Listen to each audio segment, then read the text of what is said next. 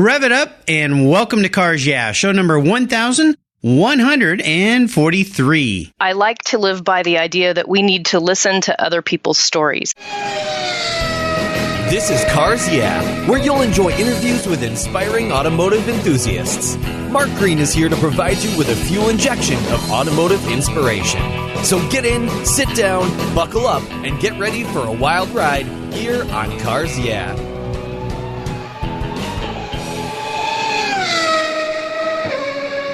Hello, automotive enthusiasts. I'm revved up and so excited to introduce today's very special guest, Amanda Gutierrez. Hey, Amanda, are you buckled up and ready for a fun ride? I'm always ready to go. Absolutely. Amanda Gutierrez is the Vice President for the Automotive Restoration at McPherson College, offering the only accredited bachelor's degree in historic automotive restoration in the United States. Amanda leads the team in strategic planning, fundraising, promotions, academics, and career services. Her work takes her around the world and the country, in that case, engaging with car collectors, restoration specialists, and industry leaders. In 2012, Amanda led the effort to create a strategic plan for the program, engaging automotive experts, alumni, faculty, and administration. The result was a vision to compete at the Pebble Beach Concours with a car restored by students. Amanda is a neophyte car enthusiast who highlights so far, including racing a 1963 Corvette in a regional Run What You Brung drag race, accepting the 2015 International Historic Motoring Award Industry Supporter of the Year in London on behalf of the college, and driving a 1953 Hughes-Kircher Special recently in the Colorado Grand. What fun. So Amanda, I've told our listeners just a little bit about you. Would you take a brief moment, share a little bit more about your career and a very obvious passion for automobiles and preserving their history? I'm lucky enough in my job, as you mentioned, to get to travel around to a lot of automotive events all over the country representing McPherson College, and most importantly, representing our students and their interest in the automotive endeavor. And it's great. I grew up around motorcycles on the back of my dad's Honda Goldwing and riding my own motorcycles in our backyard and on tracks in the neighborhood, and found myself in this position getting to work with young people who love motorcycles and cars and getting to connect them with their passions and turning that into a career. You know, I love what is happening, and I've mentioned this on Cars Yeah quite often, McPherson College. And I learned from Amanda this morning, I've been saying it wrong all these years, and I feel terrible. It's a McPherson, not McPherson. So I have been corrected, but I was invited by Amanda to be at a wonderful breakfast during Car Week, Pebble Beach Car Week, with some very, very cool people in this beautiful home on 17 Mile Drive. And I got to listen to some of your students, and I was just blown away and impressed with these young people that you have at this college of yours, and really what they're doing to further the cause here. And I'm really appreciative of that. And we're going to learn a lot more about you, the college, and your students as we go through this journey that we'll call your life. But first, I'm going to ask you for a success quote or a mantra. This is some kind of saying that's been important in your life. It's a nice way to get the inspirational tires turning here on Cars Yeah. So Amanda, take the wheel.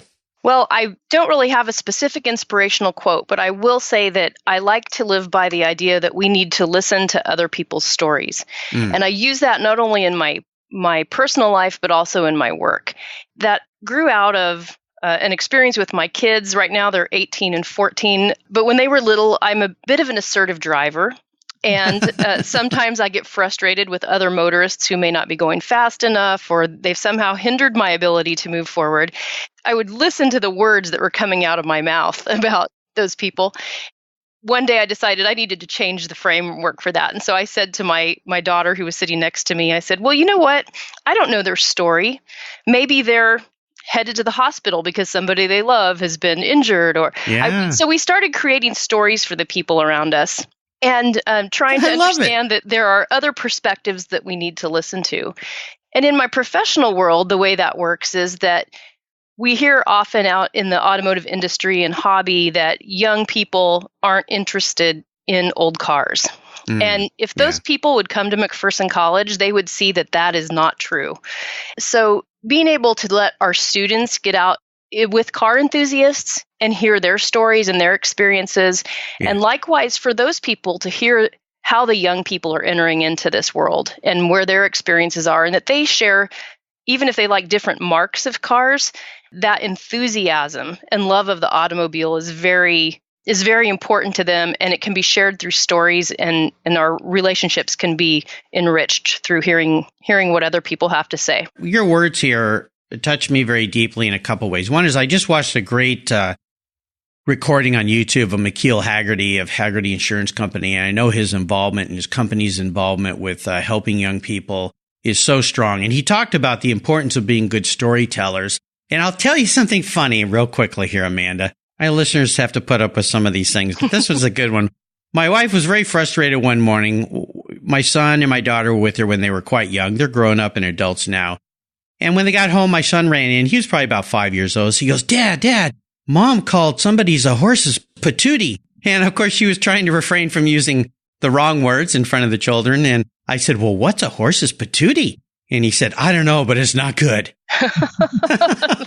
The words of babes. That's right. They have a way of holding us in check. I think so. But, I just had lunch yesterday with a friend of mine, Brian, and we had this very same discussion about putting ourselves in other people's positions and trying to understand and be a little more, patient with people, especially on the roadways, those of us who like to drive a little more spirited perhaps and in the left lane because we feel like we know what we're doing. Sometimes putting people or helping realize people, they might be in a different position, giving yourself that paradigm shift on people because you just don't know what they're going through. But I'll tell you, the morning at the breakfast that you invited me to, those students that stood up and spoke about their experiences at McPherson, absolutely brilliant. I mean, sharp young people, and it just made me feel good about the future of the car hobby. I think it's fantastic. Good. I'm glad to hear that. We have these preconceived notions about this generation of young people. They're entitled, that they don't work hard, that they're lazy. We have so many misconceptions out there about them. And so you were able to see some examples of those students and of that generation and to recognize that there are a lot of great qualities this generation brings to us. Absolutely. And I love that part of my job is getting to share those students out in the industry with people and let them meet them and see those qualities. And actually, I met a couple of those students while I was at the Pebble Beach tour this year, and I'm going to have them on the show here so we can expand their perception, their view on McPherson and the car hobby and what they want to do in the future. So I look forward to sharing that with my listeners. I'd love for you to share a story that instigated your passion for cars. You talked a little bit about riding on the back of your dad's motorcycle, and I know you shared a story with me that your dad always said, do not get on the back of a motorcycle with a young man. That's not a good idea. And I think I had the same word for my daughter. But tell us a pivotal moment in your life when you knew you were going to be a car gal. I think that the moment happened for me because I was around mostly dirt bikes when I was a kid. My brother was a motocross racer, and I had my own three-wheeler that I would ride around in our backyard in a track my dad had built. I think that was a really impactful part of my childhood. I spent time in the shop with the mechanics. They threw birthday parties for me. And so it was just a really good environment for me to grow up in. But I wasn't really encouraged to learn much about the motorcycles. So I enjoyed them, but I didn't learn any of the technical side of it.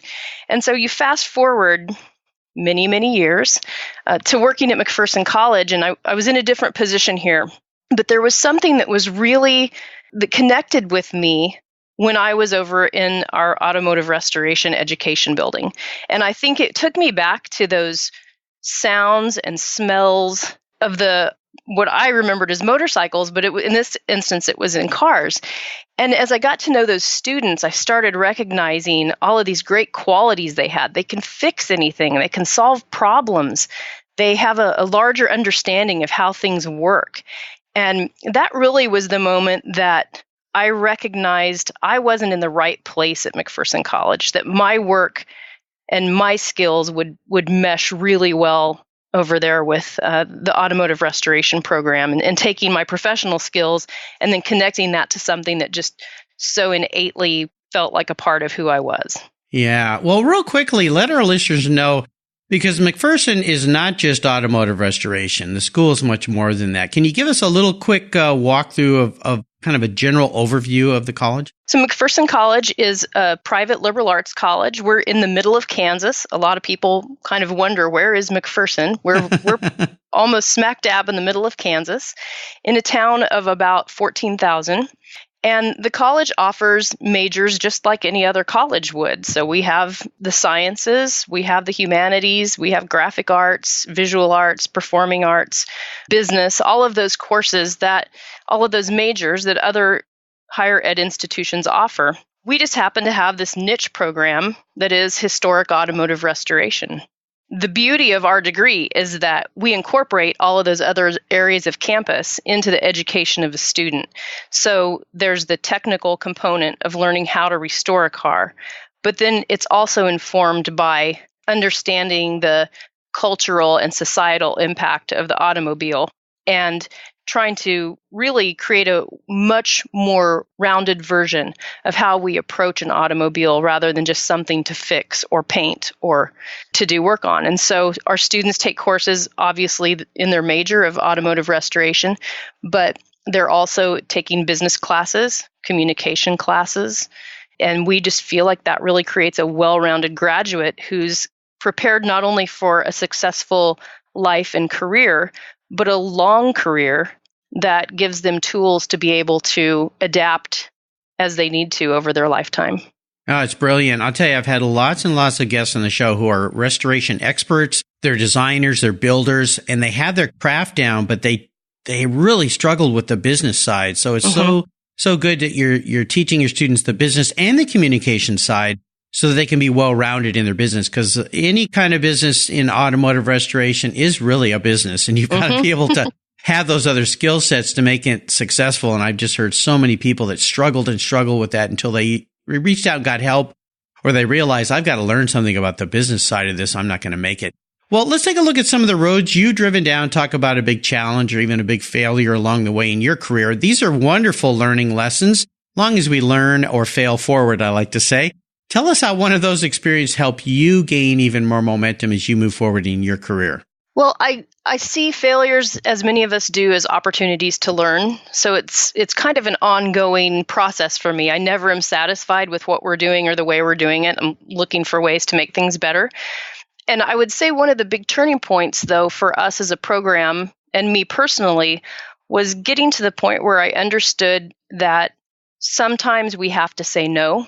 And we were wanting so badly to be great that we were taking on every opportunity that was presented to us, whether it was a good match or not, whether it fit with where we were headed or not. So I think the aha moment for me was when I realized we can't be everything to everybody. Let's pick what we're going to be. Let's move toward that vision. And all of our decisions will be based on that. And so I was very lucky because I have a wonderful advisory board and a wonderful leader in our president of the college that we got together and we really tried to tackle how do we take these great possibilities that are in front of us and make them into a mission and direction with the outcomes we want for our students. That was it. I think I like to make people happy. And I think it's really important to understand how to make those decisions where sometimes you say no and someone may not be pleased with that. But we're headed somewhere and we want people to get on board with that and we want to be excellent at it. And we weren't being great at anything because we were trying to do too many things. Yeah, that last sentence you just shared is the golden nugget in all of this, is you need to really have your focus down. And yeah, there's plenty of shiny objects that come our way, the squirrel syndrome, I like to call it. Oh, there's another one. Let's do that. And pretty soon you're like a dog running through a park and you have no idea where you're going except in circles. So I really appreciate you sharing that. Yeah, it's important to know what to say no to, and you can't know what to say no to if you don't know what your focus is. So really bear down on that as you move forward in whatever you're doing in life. Let's shift gears and go to the other end of the spectrum. I'd love for you to share kind of a big career aha moment for you or something for the school that really helped you guys move forward, and tell us how what were the steps you turned that aha moment into a big success. I was working as the vice president for advancement at the college, overseeing the marketing, fundraising, and alumni career services components of the college operations. And one of the positions that reported to me did some promotions for automotive restoration. And when he moved on from that position, I got recruited to go to the Pebble Beach Concours. I had worked at the college for 1 month. I had never been to a car show. And so Pebble Beach was my first experience. Whoa, what a first experience. Talk about thrown right into the fire. My goodness. It was pretty overwhelming. I think I needed to sleep for a week after I got back from that. Yes. And we went to Pebble Beach, and I realized that I knew nothing about the automotive industry. I was not aware of how broad it was. I was not aware of how much that history was still alive and those old cars were still being driven and raced and shown and cared for. Yeah. And it really was a moment when I thought about our auto restoration program and recognized how many opportunities there were for our students in this world. And we didn't have the right system in place to make sure our students were out there and being connected. And so my aha moment was when I saw that there needed to be a better connection between McPherson College and our students and the automotive industry, particularly related to classic cars. And I came back from that. It was the president of the college and myself were there. And he was a new president, but he'd been working at the college for some time. And he and I started scheming around, how do we make this work? What's our pathway to do this? And the aha moment came when we realized we needed somebody to be leading all of these efforts across campus, not just one person doing promotions and someone else doing admissions, but we needed someone who would provide the leadership for that and coordinate all of those efforts in a way that they were effective. At that moment at Pebble Beach, when I believe it was when I was standing at an unveiling of a new Jaguar, and it just kind of clicked with me that we had great opportunities for young people who love cars, and we need to figure out how to make that work. Oh, yeah. Yeah. Well, and again, that event is spectacular. And then did you have a chance to get out to the racetrack? We did. We did. There's a whole nother world out there of opportunities for students with restoration, fabrication, taking care of these cars for people who race them. It's a huge, huge opportunity for so many people. And I think a lot of young people don't realize that it's out there and that it's happening. And it's a big industry and you can really make a mark. And, it's fantastic. So wonderful. Well, so glad you got that opportunity. That is the car show of the world, really. It is. And I'm so proud of the work that our faculty do. I get to go to a lot of these events, and I do take faculty and students with me often. But the work that our faculty are doing here on campus are preparing those students for a variety of careers. And so now we go to Pebble Beach, and we take a group photo every year on the field with a car usually restored by one of our students or one of our graduates, or they've had a hand in it. And we'll have 40 people in that photo, and it will be students who are out there on internships, alumni who are working in the industry, and some of our advisory board members. And it just reminds me that this path we were on was the right one, because we're seeing the impact now out in the industry that you can walk the field at Pebble Beach, and every 20 yards, there's some connection to McPherson College. And that really pleases me, because I think that the work our faculty are doing to create these opportunities for students to get them prepared for those kinds of jobs, whether it's working on a car, representing a company, working as an auction specialist, we see our graduates everywhere. And I think that's really important to keeping this industry alive and making sure that there's another generation to carry on all of our automotive love. Absolutely. Just spectacular work, what you folks are doing there. Let's have a little bit of fun and talk about your first really special car. Is there one in your memory banks that you could share a little something about? Well, Mark, I'm a little odd because I don't have a first really special car. I have a first really special motorcycle. That's okay. I've had a few guests like that. So what was yours? Well, mine was a 1976 Honda MR50. So a little motorcycle because I was a little kid. I still have that motorcycle, but it was one that we used it. My brother used it as a pit bike when he was motocross racing. And of course, I was his employee and I would scrape all the mud off of his motorcycle while he would take mine around and go visit his friends. That motorcycle, it was the first two-wheeled motorcycle I learned to drive. It was also one that We'd pull it out at my birthday parties and give kids rides on it. It was just such a fun, well-used motorcycle. Yeah. And it's one that we have pictures of me. I was partial to dresses and not jeans when I was a kid, which is kind of unusual. So they have pictures of me in dresses riding my motorcycle over whoop-de-doos and going around. Gosh. Yeah, so that was kind of my thing. Was I was girly, but I loved to ride motorcycles. And that's cool. Yeah, I wish I still had my first bike. It was a Honda Trail 70 that my parents bought me. Yeah, when I was a kid. And I wish I still had it. Boy, when I see him, I just get a big smile on my face. Was there a vehicle you've owned and sold that you wish you had back? Kind of a little bit of a seller's remorse story? Well, interestingly, that's a motorcycle too. Of course. I bought a Harley Davidson in 2000 and a brand new Sportster 1200. And I had never owned my own street bike at that point. It was always dirt bikes that I had, or I rode on the back of my dad's motorcycle. And so I was so excited to have my own street bike. About 2 months later, I found out that I was going to be a mom. And so I didn't ride my motorcycle. And then I was home with a baby and didn't ride my motorcycle. And the time it got to the point where I could probably have some freedom with that, we found out I was going to be a mom again. Yep, so there you go. Second round. It was so discouraging pulling into the garage in my minivan and seeing my Harley sitting there. Yeah. So I decided to sell it. And the reason I regret that is because it was my first adult motorcycle, I guess. And I'd buy something different now, but I kind of wish I would have kept that one around. Yeah, I understand. Tell us what has you and the folks there at McPherson College excited and fired up right now. What are some of the things you guys are working on for the end of this year, next year? Okay.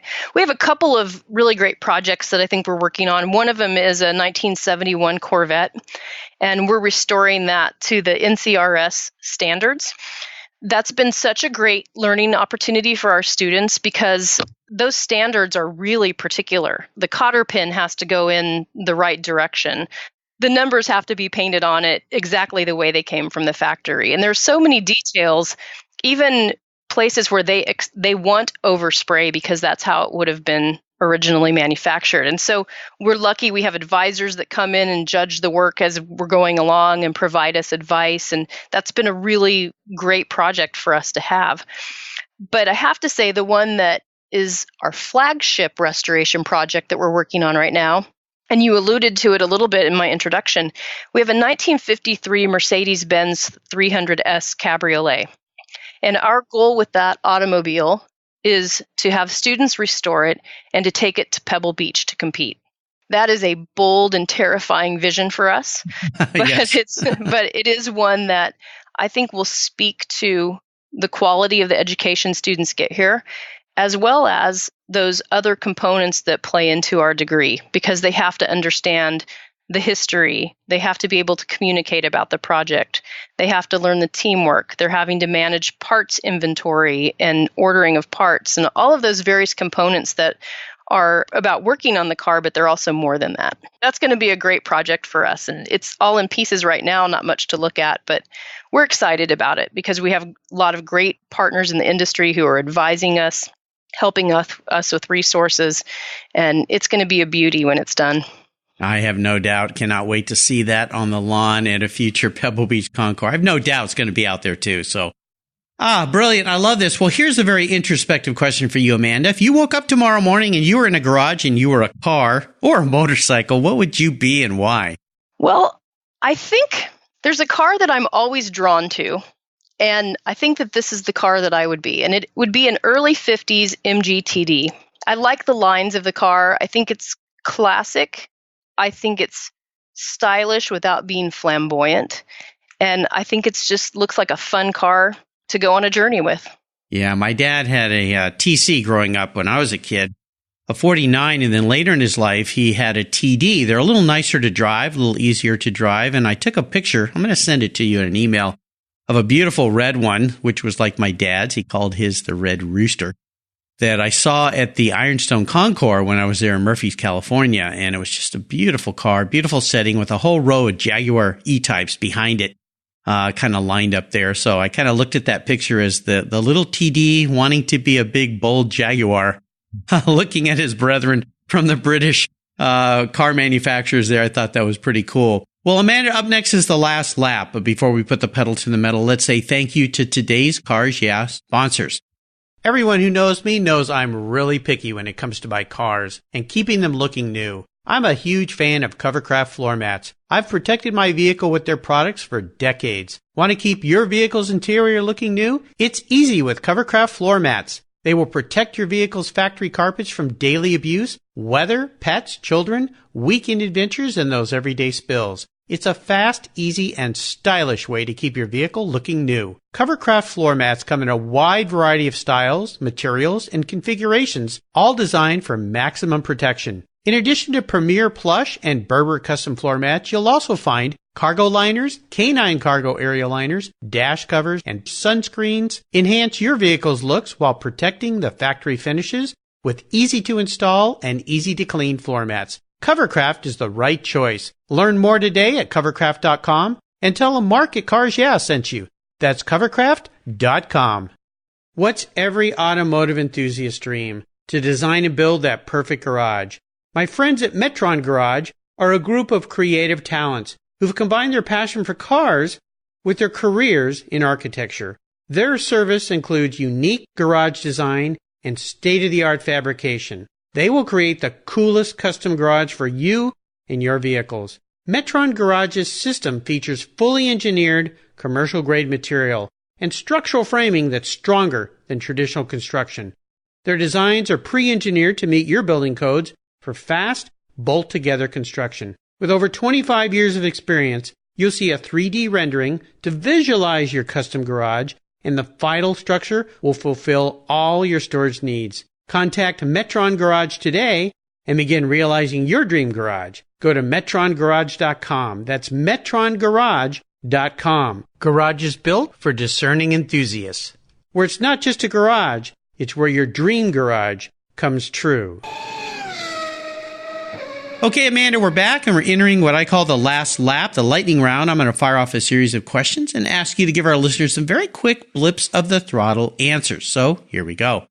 What's the best automotive advice you've ever received?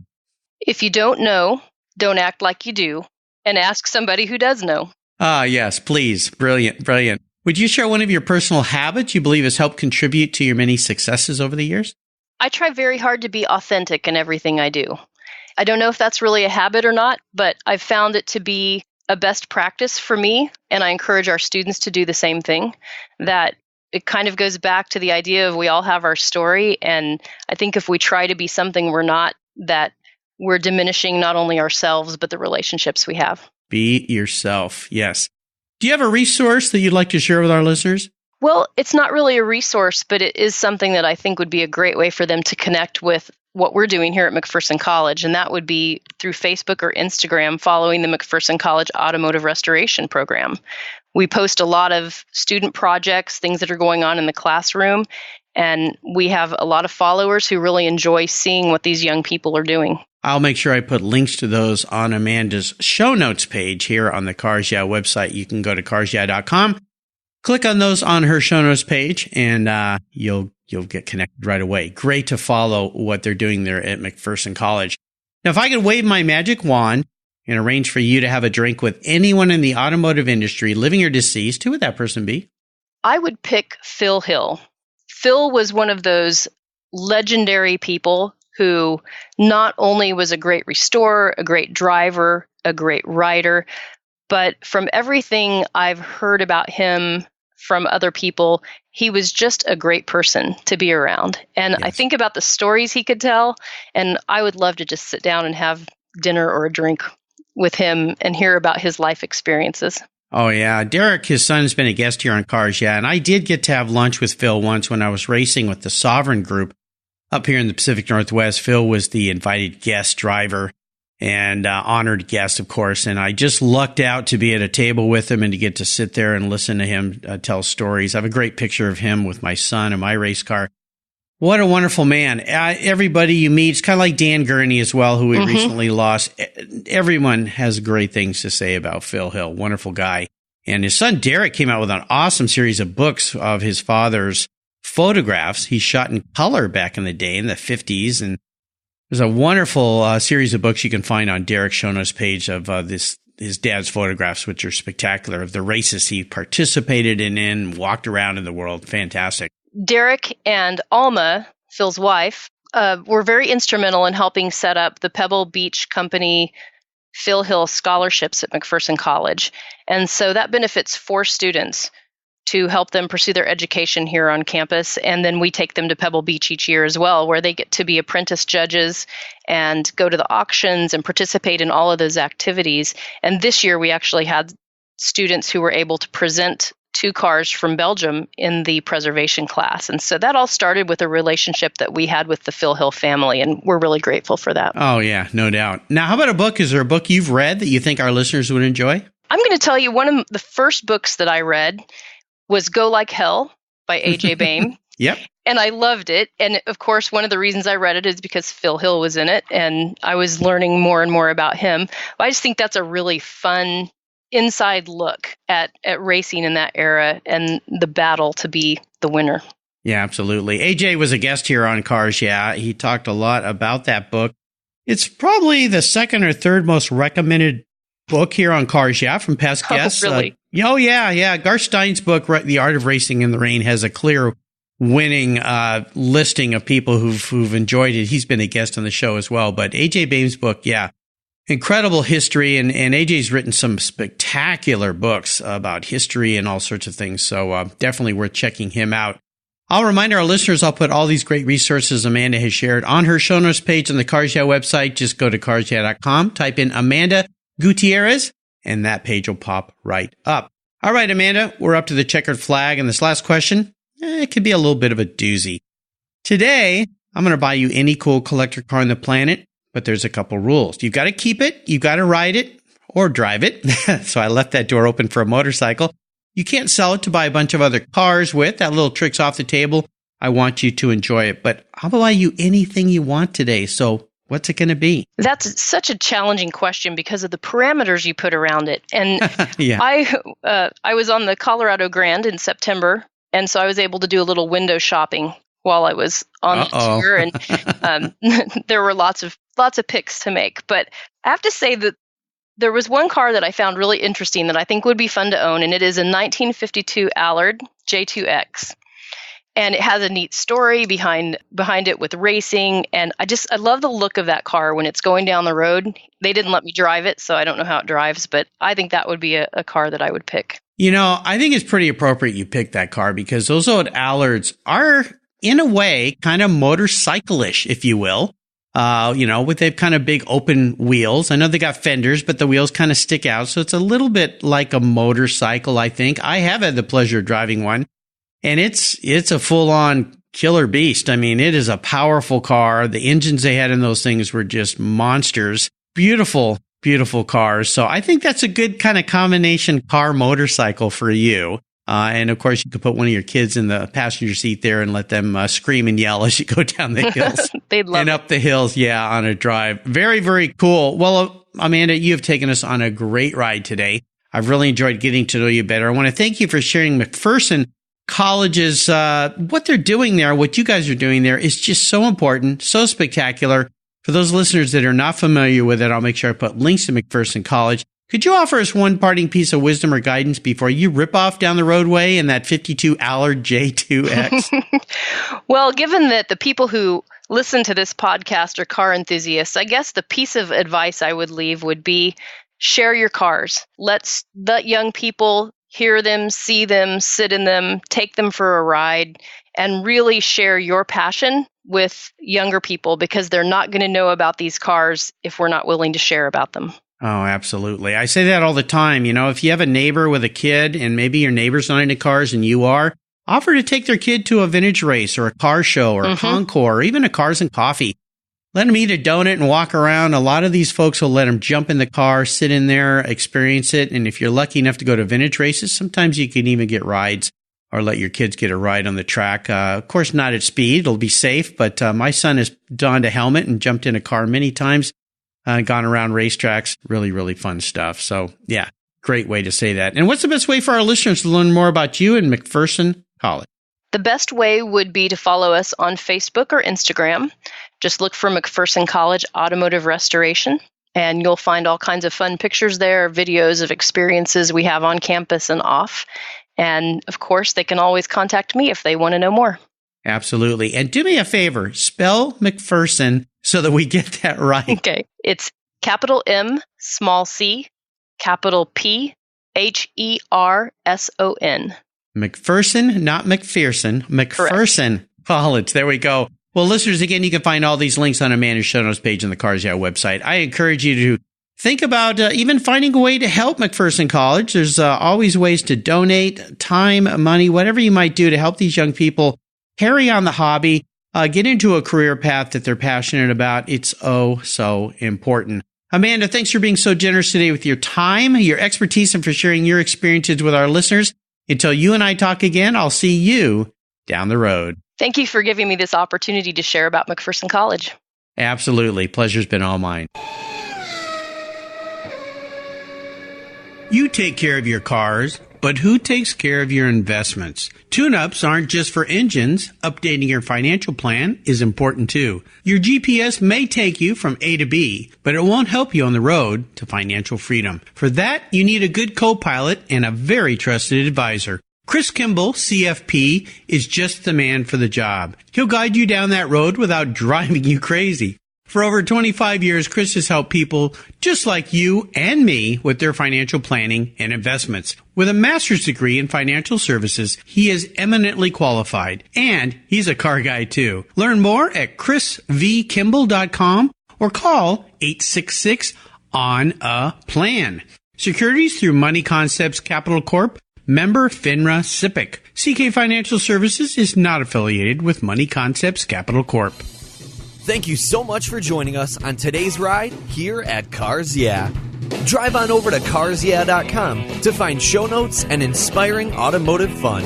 Download your free copy of Filler Up, a fun book filled with gorgeous photographs of fuel filler fun, including quotes from more inspiring automotive enthusiasts. Download your copy today, and we'll see you next time on Cars Yeah.